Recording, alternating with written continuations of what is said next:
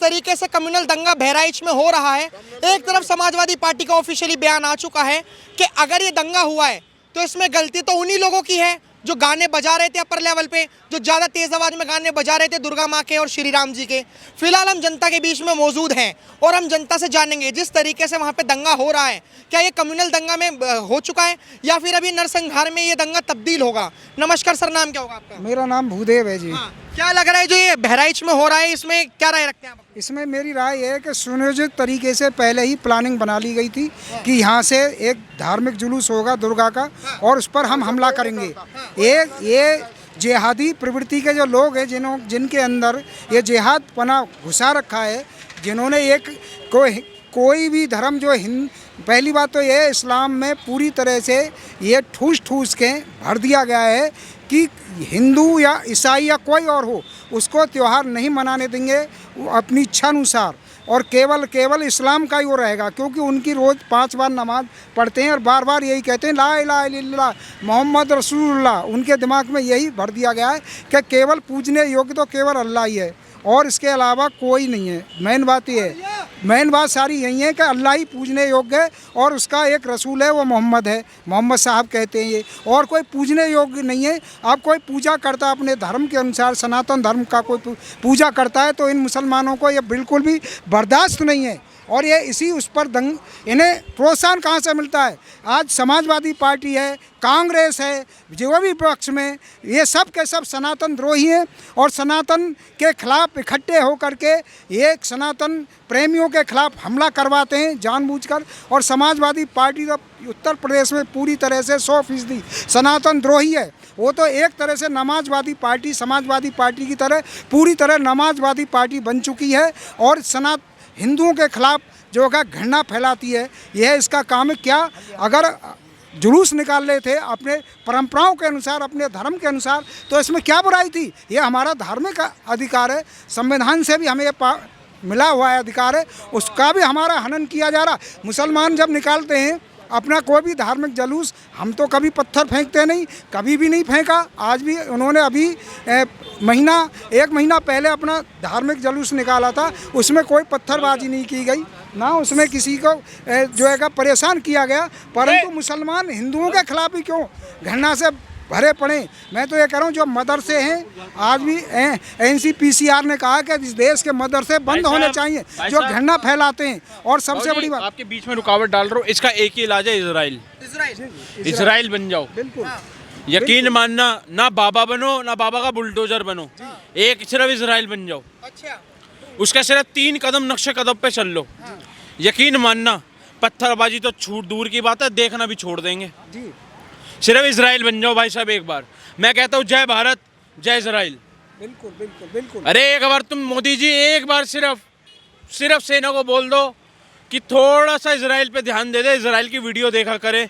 यकीन मानना भाई, मैं सच बता रहा हूँ, ना साला पत्थरबाजी होगी ना कोई गुनाह होगा, सिर्फ एक ही खौफ रहेगा, इजराइल वाला भारत। लेकिन हमारा जो कॉन्सेप्ट है, हमारा कॉन्सेप्ट ये भी है कि हम नहीं चाहते। भैया कॉन्सेप्ट क्या भाड़ में, हमारा कॉन्सेप्ट नहीं है। हमारी माँ बहनों के रेप हो रहे, इसमें कॉन्सेप्ट चलाओगे क्या करोगे? देश का भाई साहब, जब सीता मैया को उठा के ले गया था रावण, हरण करके ले गया था, तो उसकी लंका में आग लगी थी। मैं योगी जी तुमसे प्रार्थना करना चाहता हूँ, अब आपका बुलडोजर हो गया पुराना, अब साड़ों के घर में पेट्रोल डाल के आग लगाओ, उनकी लंकाओं में आग लगाओ, क्योंकि ये लंका से बहुत सारी चीजें निकलती है। एक मासूम नौजवान जो 22 साल का गोपाल मिश्रा था, तभी बोला 100 बात की एक बात बोलो, इजराइल बन जाओ। साला इजराइल का 4% बन जाओ, 100 छोड़ो, इजराइल का 4% बन गए। तुम्हें क्या पत्थरबाजी का देखना भी ना छोड़ दे तो मेरा नाम बदल देना भाई, इजराइल बनना ही पड़ेगा। अरे मेरे भाई यार, तुम आंख उसके ऊपर आंख उठा के तो देखो इजराइल के ऊपर। तुम्हारी आंखें क्या, तुम्हारे घर वालों को निकाल देता है वो, तुम्हारे पूरा शहर खत्म कर देता है, कोई एक उठा के आंख उठा के राजी नहीं होता। ईरान की बारी आ गई ना, अबे ईरान तू समझ जा, तू साढ़े कहीं ना कहीं चला जाएगा। तेरी इकोनॉमी ढंग से चल रही है, तुम 0.5 पे आ जाओगे, क्योंकि तुम्हारी विनाशकाले विपरीत बुद्धि बनी हुई है। तुम उसको मत जगाओ, वो खोया हुआ शेर है, उसको मत जगाओ और उसको मत बुलाओ। जिस दिन वो इजराइल जग गया, उस दिन मक्खियों में बम डाल डाल के तुम्हें फाड़ेगा, तुम्हें पता भी नहीं लगेगा भाई। इसलिए बच जाओ, इजराइल के नाम से खौफ करो। तुम अपने अभिमान में लगे हुए हो। और मैं कहता हूँ मोदी जी थोड़ा सा सिर्फ इजराइल की तरफ ध्यान दो, थोड़ा सा इजराइल बन जाओ। इधर पत्थरबाजी का देखना भी छोड़ देंगे कुत्ते के बच्चे। जय श्री राम। अभी आपने देखा होगा एक 22 साल का जो नौजवान है, उसकी कोई गलती भी नहीं थी, उसे भीड़ में से खींचा गया और उसे घर में तलवारों से काटा गया, मारा गया इतनी गंदी तरीके से। क्या आपको लगता है कि ये सही नहीं है? भाई साहब देखिए, मैं इसमें क्या बोलूँ कि सेकुलरिज्म की तरफ से एक बार नहीं हो रहा है, ये तो 1000 बारी हो चुका है। इसमें हमें सोचना चाहिए भाई। मैं तो कहता हूँ हिंदुओं, सूरदास जी की आंखें नहीं थी फिर भी वो भगवान को देख लिया करते थे। अबे भगवान ने तो तुम्हें आंखें दी है, तब तुम्हारी आंखें कब खुलेगी? अबे आंखें खोल लो। आज नहीं खोलोगे तो तुम भी घर में ऐसे होके कटोगे। तो इसलिए आंखें खोलो। तुम्हारे को आंखें भगवान ने दे रखी है। तुम जातियों में बटे हो, तुम जातियों में मारे जाओगे। बांग्लादेश में भी जातियों में मरे हो, और इधर भी जातियों में मरोगे। इसलिए जातियों में मत पड़ो। तुम थोड़ा सा अपने स्वाभिमान को जगाओ। 2011 में जब जनगणना हुई तो उस वक्त मुस्लिम पॉपुलेशन जो थी वो 50% थी, लेकिन आज 2024 के आंकड़ों को देखकर वो जो मुस्लिम पॉपुलेशन है वो 64% हो गई, और जो हिंदू की पॉपुलेशन थी 44% है वो घट के 32% हो गई। भाई साहब मैं आपको बताता हूँ क्या है। देखो, अब तुम जनगणना कराने जाओगे ना, एक कहेगा मैं दलित हूँ, एक कहेगा मैं ब्राह्मण हूँ, एक कहेगा मैं ये हूँ, एक कहेगा मैं ओबीसी हूँ, वो ये नहीं कहेगा मैं हिंदू हूँ। मुसलमान की जनगणना कराओगे, एक ही बात कहेगा मैं मुसलमान हूँ। चाहे वो शिया हो, सुन्नी हो, ये हो, वो एक ही बात कहेगा मैं मुसलमान हूँ। तुम्हारा आज भी कुछ नहीं बिगड़ा है। अबे तुम्हारे हाथ से सिर्फ कलकत्ता चला ही गया, तुम छोड़ दो उस बात को। कर्नाटक है वो भी चला गया, कोई बात नहीं। अबे तुम बच जाओ, मारे जाओगे। बहराइच की जनता यही तो कह रही है, अगर मोदी जी अगर आपको दोबारा जीतना है तो सबका साथ सबका विकास छोड़ना होगा। भाई साहब देखो, सबका साथ सबका विकास ये हमारा राजा है देश का, समझ रहे हो? ऐसा राजा तुम्हें दोबारा नहीं मिलेगा। ऐसा सबका साथ सबका विकास छोड़ना सही है। देखो, सबका साथ जिसके 2 बच्चे से ज़्यादा हैं और एक से ज़्यादा वहाँ पे शादी, जो बहराइच की जो जनता है वो रो रो कर कह रही है, जो मतलब जख्मी है, वो कह रहे हैं मोदी जी ये हम तुम्हें सत्ता से बाहर फेंक देंगे अगर तुमने अब सबका साथ सबका विकास करा तो, क्योंकि हमारी माओ की मूर्तियां तोड़ी जा रही हैं, ये सब चीज़ें हो रही हैं। नहीं होना चाहिए सबका साथ सबका विकास की बात, ये बकवासबाजी है। और ये जो जिहादी प्रवृत्ति के हैं उनका नेस्ता नाबूद करना है, उन्हें हिंदुस्तान से नेस्ता नाबूद करना ही पड़ेगा, इनका सर्वनाश करना ही पड़ेगा। ये जितने भी मदरसे हैं सबको बंद करना पड़ेगा, और ये मदरसे में पढ़ाने वाले शिक्षकों का वेतन बंद करना पड़ेगा।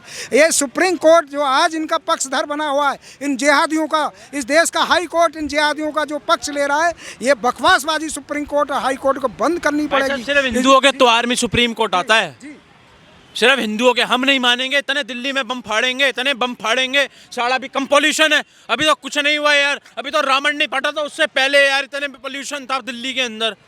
तुम एक दिन साले तुम 365 दिन तुम पूरे पोल्यूशन, 364 दिन तुम पोल्यूशन में रहते हो। साढ़े एक दिन 365 रह लोगे तो कोई दिक्कत आ जाएगी? अभी प्रियंका गांधी जी जो हैं उन्होंने, प्रियंका नहीं पिंकी, प्रियंका वाड्रा है, नॉट गांधी। तुम यार कैसे पत्रकार हो यार?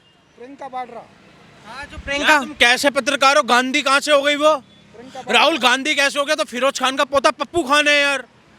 तुम यार कैसी बातें करते हो यार? कहाँ की गांधी है वो यार?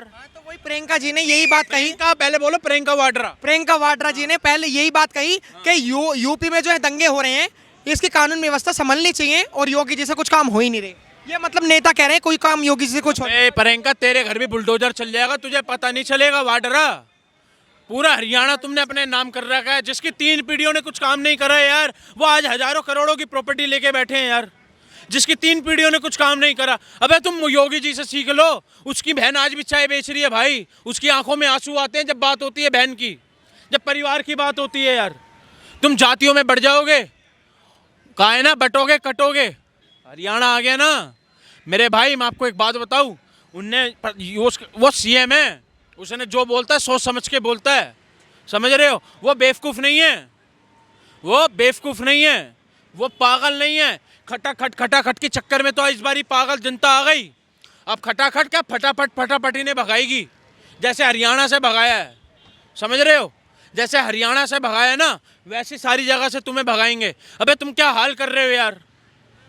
मैंने भैया इतना यार भैया यार बहुत बड़ी बात है, सूरदास जी के पास आंखें नहीं थी भाई।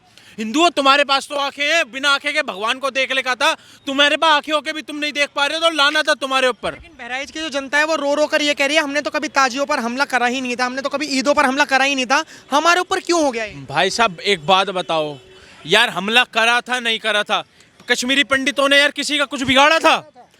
बंगाल के अंदर क्या बिगड़ा हुआ है किसी का? बंगाल के अंदर किसी का क्या बिगड़ा था? जब बीजेपी हारी तो उसके कार्यकर्ता पिटे यार, टीएमसी के लोगों ने कार्यकर्ताओं को मारा है, तो उन्होंने किसी का क्या बिगाड़ा था यार? तुम सबसे बड़ी बात है कश्मीरी पंडितों ने किसी का क्या बिगाड़ा था? कुछ नहीं बिगाड़ा था, फिर भी सारे मरे ना, तुम भी मरोगे। 100 बात की एक बात है भाई, जय श्री राम जय इजराइल। मरना पड़ेगा जिस तरीके से बता रहे हैं। भाई ये बात ठीक करें, नई यूनिटी एक हुए, बटोगे तो कटोगे, इसमें कोई संदेह नहीं है कि इस्लाम किसी को माफ़ करने वाला नहीं है। इस्लाम इसमें नहीं जाएंगे क्योंकि उसमें है, क्योंकि नहीं सिखाता है। आप कैसे कह रहे हो? इस्लाम जो ये कहता है कि जो इस्लाम में विश्वास ना करता हो, जो अल्लाह को ना मानता हो और मोहम्मद साहब को नहीं मानता हो, वो काफिर है और काफिर का कत्ल कर देना चाहिए। आप कैसी बात कर रहे हो कि कोई धर्म जो का काटना मारना नहीं सिखाता? इस्लाम सिखाता है, मारना काटना सिखाता है कि जो है इस्लाम को ना मानने वाला काफिर है, काफिर का अंत कर देना चाहिए। उनकी बहन बेटियों की इज्जत लूटनी चाहिए, उन्हें लौंडी बनाना चाहिए। आपको पता लौंडी का मतलब क्या है? पहले उनकी बहन बेटियों को यूज करो और फिर उन्हें बाजार में बेचो, इसे लौंडी कहते हैं। ये इस्लाम की कॉन्सेप्ट है, ये इस्लाम की धारणा है। और आज पाकिस्तान में वो खुद कह रहा है, जाकिर नाइक, जो यहाँ इस बदमाश कांग्रेस ने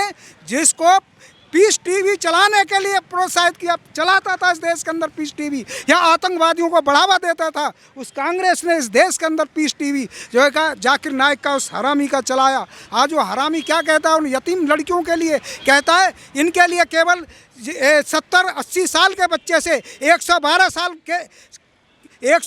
साल की उम्र के आदमी से भी इनकी शादी करा देनी चाहिए, इन 10 साल की बच्चों की, इन 12 साल की बच्चों की। और दूसरा विकल्प इनके पास ये है कि इन्हें वेश्या बना दिया जाए, ये सरकार, ये पब्लिक प्रॉपर्टी मानी जानी चाहिए, ये इस्लाम कहता है। लग रहा है कि बहराइच में अभी दंगे रुकेंगे, और अगर ऐसा रुकेंगे, इनका इलाज एक है कि अभी एनआरसी लागू होनी चाहिए।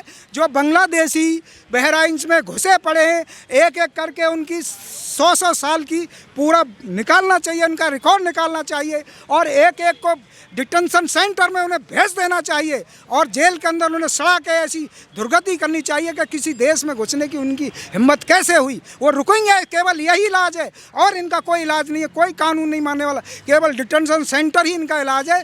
इनको पकड़ के जितने भी ये बांग्लादेशी रोहिंग्या इसमें घुसे पड़े हैं बहराइच में, क्योंकि वो नेपाल से उससे लगी हुई सीमा है, तो वहाँ से वो घुस के आ रहे हैं, वो बांग्लादेशी वही एक कांड करा रहे हैं इस देश के अंदर। और एक हर हालत में इस्लामिक जिहाद को रोकना पड़ेगा, इजराइल बनना पड़ेगा, इजराइल की धारणा हमें करनी पड़ेगी। ये कॉन्स्टिट्यूशन और कॉन्स्टिट्यूशन चिल्लाते हैं, इससे काम नहीं चलने वाला, किसी कीमत पर नहीं चलेगा, किसी कीमत पर नहीं चलेगा। हमने जनता से बात करवाई और जनता के अंदर एक भारी आक्रोश है।